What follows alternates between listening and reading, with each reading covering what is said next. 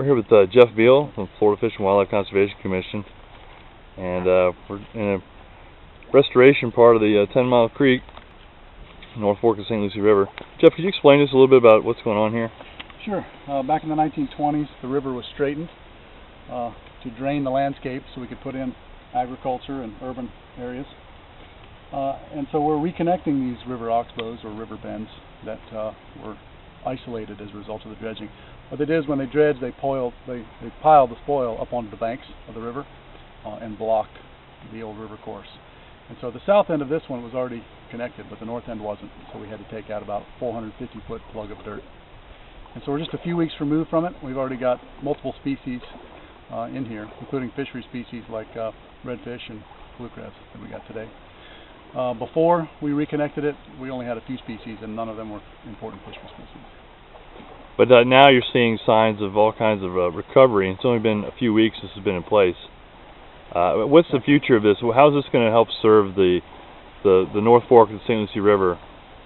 Well, reconnecting oxbows like this does a number of things. One, it gives you water storage, and we need all we can get in this basin. The river is just a tiny little restricted remnant of itself, so when it tries to overflow and flood in heavy rains, like hurricanes for example, we tend to take out neighborhoods. So this is going to give you more water storage. Secondly, the plants along the river are going to take up the nutrients, and there's lots of nutrients going into our water. And then lastly, it's important habitat for all the aquatic species, fishes, crabs, shrimp, but also the other species that depend on it, like birds and mammals. What's your opinion of how things are progressing here since you've started this project? Well, my opinion is it's going slower than I'd hoped. We've got about 25 oxbows that we want to reconnect. We've only done 3 at this point, so it takes money, it takes time. And logistically, it's difficult. Getting heavy machinery back into a spot like this, you do some damage along the way.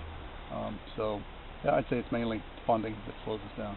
Just going to explain to us why it's important that we found a freshwater crayfish up here today. Well, these are a good indicator of the health of the river.